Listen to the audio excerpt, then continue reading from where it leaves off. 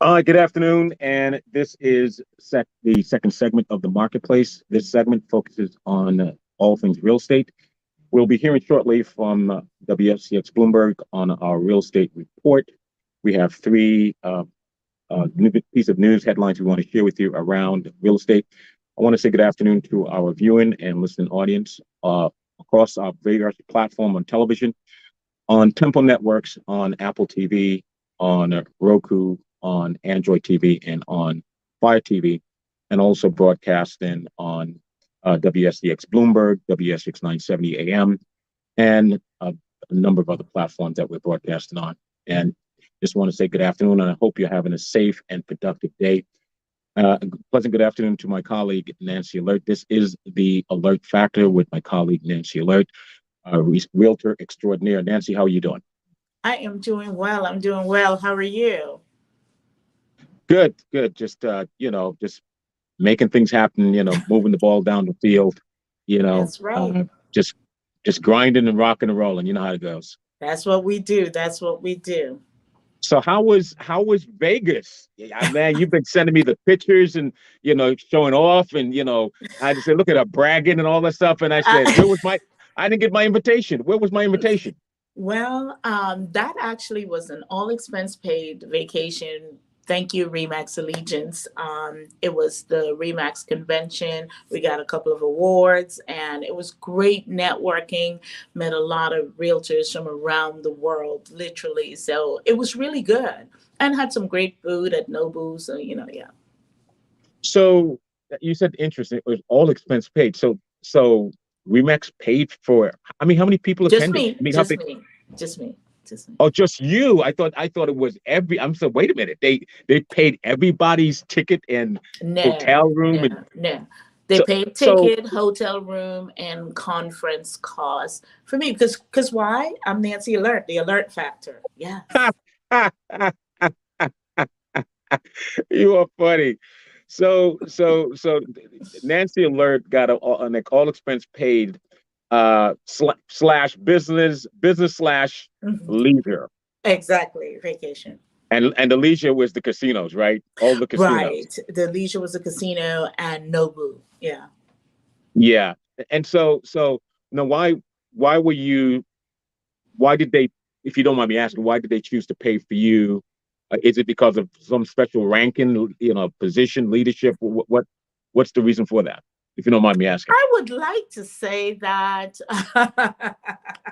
I would like to say because I am the best, I am the top selling Well, we know realtor. that. No, Uh, we know you're the we best. We know know that that. already. So Yeah, yeah. that's without saying that.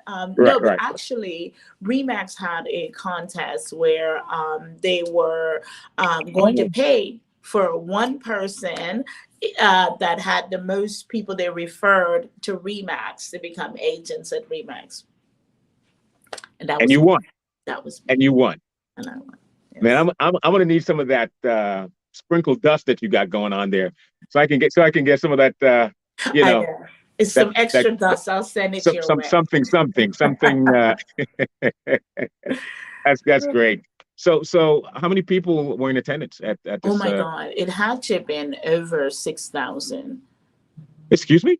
Yeah. Did you just say Mm, 6,000? more than 6,000 people. Yeah. Well, what about COVID? She laughed. She laughed. Ah, she laughed. So, What so about here's the COVID? thing.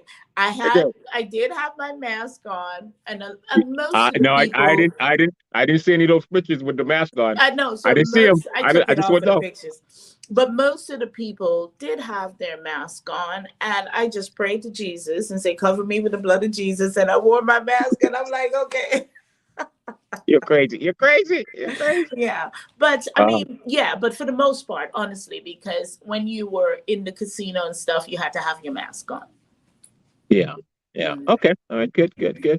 All right. Well, let's get straight to business because obviously the clock. We only have a few minutes for this segment. The segment Right. is an abbreviated segment of the up and coming real estate show, the Alert Factor show. Yes. And so let's go into the first WSDX Bloomberg real Mhm. estate report, and then I'd like for you to offer some, if you will, some commentary and some feedback on it. Okay. Okay.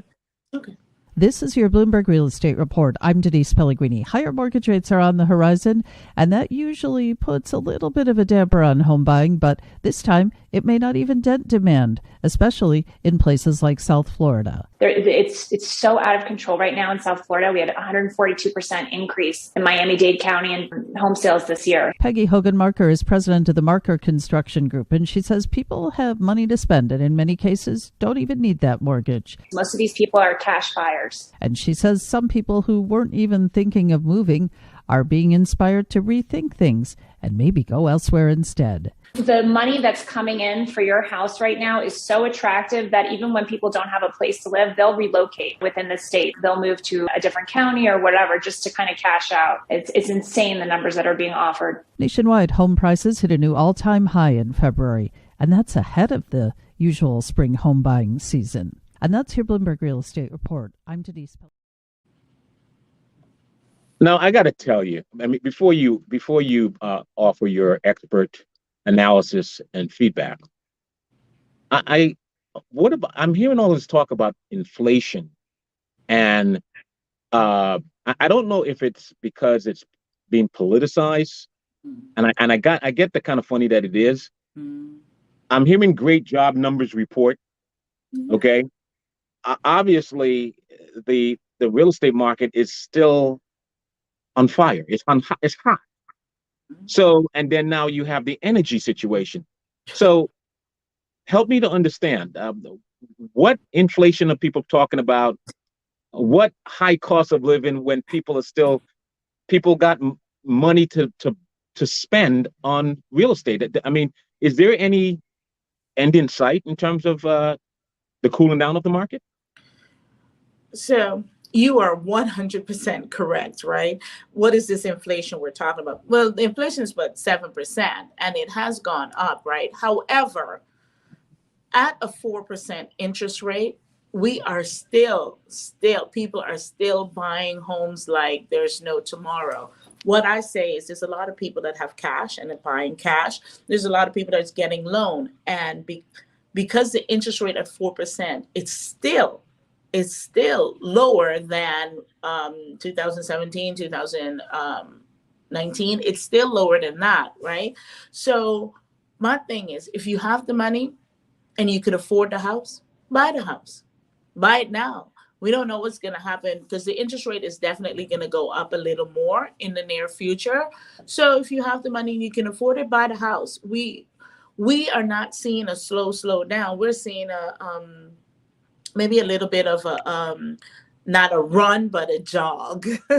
Yeah, but did I hear it correctly? Did she say a 40% increase? Is that what I heard in the report? Was it 40 or 140% increase? 140.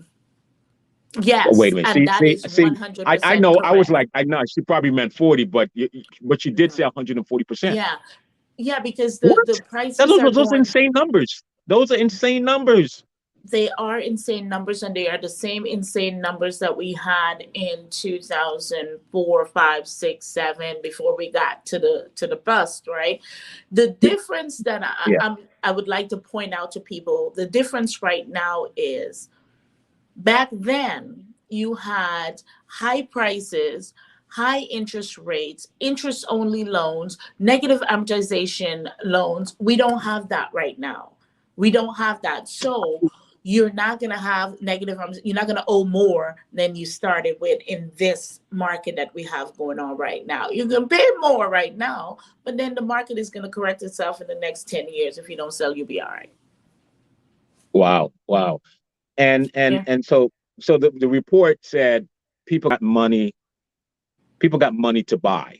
Okay. I'm surprised how much cash is out here. I mean, I got people buying money, cash money. People are like, cash, 600,000 cash. Here's my cash. So they're not taking out loans? No. So there's a lot of people. And I think what has happened is because this is a great asset and because the interest rates were so low, they're saying that I'm going to take my money here, which I wasn't making a lot of money on it anyway, interest rate on it. And I'm going to put it in my home. And here's what you can do. Here's what people don't realize. You take the cash so you can get the house because you're being outbidded because there's 25 people to every one house, right? It's like trying to trying to find a man. Wait. Did you say 25 bidders to one house? 25 Oh my 25 God. buyers to each What? home. So in order for you to get the house you want, you have to come with cash. You have to have no contingencies. But here's the smart thing. If you have a smart realtor and you have the cash, here's what you do. You buy the house cash. Then you refinance it and take your cash back out and go do with it what you want to do with it. Simple. That's Simple. interesting. Simple. This is what So you take the leverage, the power of cash as a buying power because people are getting cash as opposed to having to, go through the mortgage process. Right. So and the sellers like that. Right. And so the sellers get the cash part, right? And then what you do now is you go out and you refinance it because you now have equity. You have this equity. You have all this equity in the house. And you now go and refinance and get your money back out of the house. Right. And you keep in mind, by the time you're ready to refinance, the property value has gone up because 2-3 other homes have already sold for more than what you paid for yours. So you have lots of equity.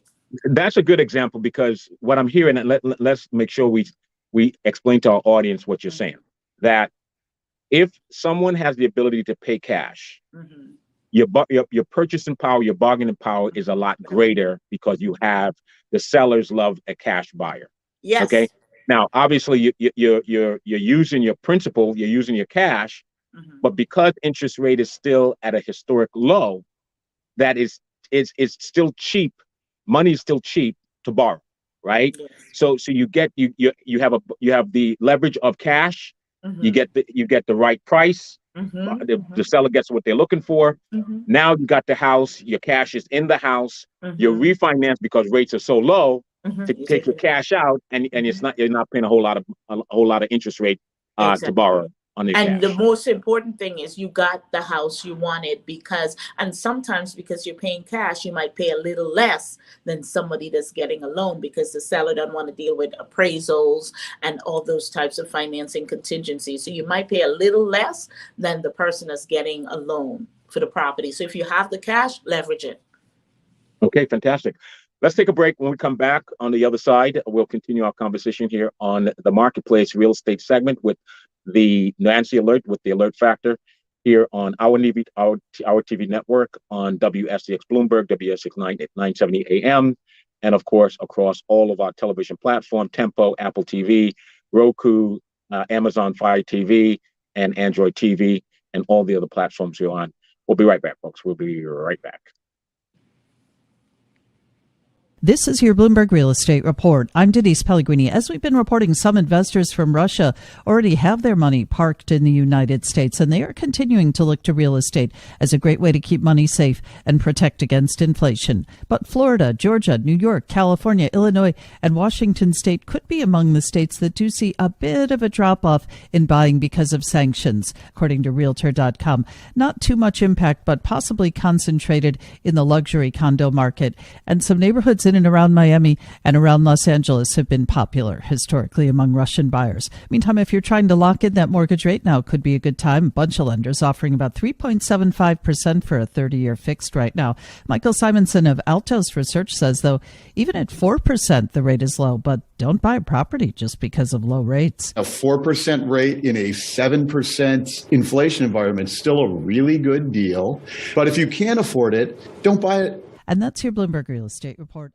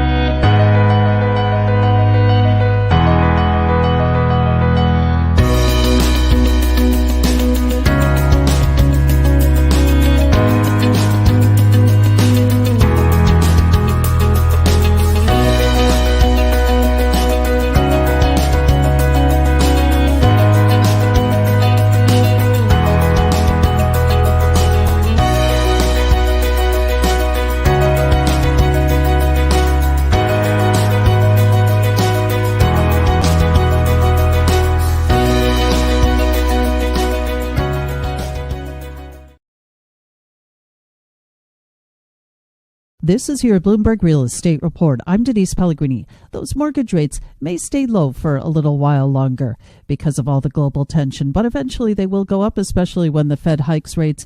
And when those mortgage rates do go up, it could have an impact on home buyers. 4% is actually significant in that it is the decade-long average. So when we're above 4%, we're now above that decade-long average. And it could be that that's the threshold that people really, consumers start to feel. Michael Simonson of Altos Research. In 2018, it went to like 4.8%, and you could feel the demand slightly weaken at that time. So the big question is, of course, should you rush to buy now before rates go up, or wait and pay a higher mortgage rate, but maybe get a slightly better deal on the price? If you can afford the house and you love the house, buy the house. If you can't afford it or you don't love it, don't buy it. And that's your Bloomberg Real Estate Report. I'm Denise Pellegrini. All right, we're back, folks, and those were some interesting reports. Right. And in light of what's happening in terms of current event, they referred specifically to the Russian buyer, right? Right. Because the little I know of that particular demographic, we're talking a lot of affluent, wealthy Russians with a lot of money, and so they bought a lot of luxury type properties, right? Yeah. I'm not saying that there are not other, demographics that are Russian that are not doing that, but what are you seeing in terms of foreign buyers? It referenced specifically Russians, and because obviously of all the sanctions, you're now seeing a decrease of Russian buyers out there, in terms of the wealthy Russians. But apart from Russia, what have you seen in terms of foreign real estate buyers in the market, in your experience, whether it's in the DMV, whether it's in Vegas, whether it's in South Florida? I understand there's a large concentration of Russian, if you will, concentration of Russians in South Florida because of the whole landscape of South Beach and whatnot. So what do you say? What are you seeing in your neck of the woods? Well, the thing is, we've always had a great number of foreign buyers. We have that, and they've always flooded to New York, Florida, Texas, California, places like that, and North and South Carolina. Right now, we do see the slowdown because of the sanctions for the Russians in New York, which is why the New York market is going to be a little bit stabilized now, because you don't have that much foreign money coming right into that market in Florida. But the market is still hot. We just don't have that much of that money coming in. We still have a lot of other foreigners and other buyers in the area that is more than taking up the slack for what we're missing from those luxury buyers. They'll be back. So I get New York because it's the financial capital of the world, right? And it's one of the, if not premier markets, real estate globally. We're talking about New York as a hub, right? And so real estate, the value of real estate is what it is. Yeah. And then, of course, the places, metropolitan cities like Miami, and all of the chicness of Miami, right? That comes with, just being cool and being in Miami. Right. It's the party town, right? Right. But I would think that the DMV, Washington, D.C., Maryland, Virginia area, that's where our capital is, right? For the country. That's where the laws are made. That's where the policies are implemented. That's where the rules and regulations are. So I would think that in terms of foreigners, there would be a great deal of foreigners living in the DMV. That's not the case, because I know you didn't mention DMV. So here's the thing, with the DMV and with foreigners, and when they're purchasing, more often than not, is a second home. They're buying a second home, they're buying a vacation home, right? And when you think of a second home and a vacation home, what do you think about? You think about beach, you think about water, maybe the mountains, those types of things. And we don't have that here. We have lots of sightseeing and things like that, but we don't have the water and the beach. So that's why you have Miami, you have Florida. Florida gets it in California. However, we do have a lot of foreigners that are, and the homes that they purchase in the DMV, and this is a great big generalization, is first home. This is my primary residence, as opposed to if I'm going to buy a investment, a second home, a vacation home, you want to go someplace else where the water and things like that, or where family is. So, Um, so what do you see from your experience in terms of foreigners buying real estate in the DMV? From which country, from which region are you seeing a lot of foreigners? So mostly international, as in Europe.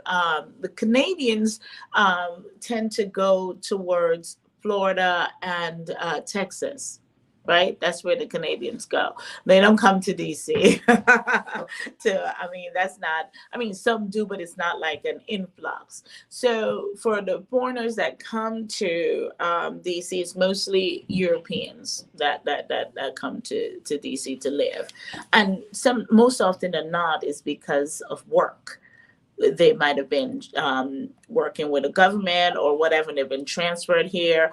So mostly it's work related, and they transfer here and they might stay, or they may leave after 2-3 years. Yeah, because the tremendous amount of lobbying activities, I can only imagine, that takes place, whether you're a country trying to lobby Congress, the White House, for whatever, conditions you're looking for. And then obviously private investors, same thing, looking at ways that they can influence the process, if you will, because Right. that's what it's all about. The whole of Congress is there. And I was just wondering, South Florida is a hot spot for folks coming in from South America, right? Yeah. And it's because of that whole Latin region, they're more inclined to go to South Florida as opposed to coming north, right? Exactly. And with the so water I was just wondering if there was a particular group that was dominant in terms of foreigners coming in, whether it's the Asian, because you don't have a lot of you don't have a whole lot of Asians, Far East Asians in South Florida. Well, that Okay. we have in Washington, D.C. So in Washington,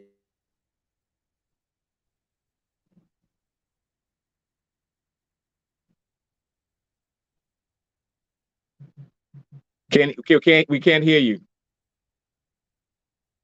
We lost your audio. Can't hear you.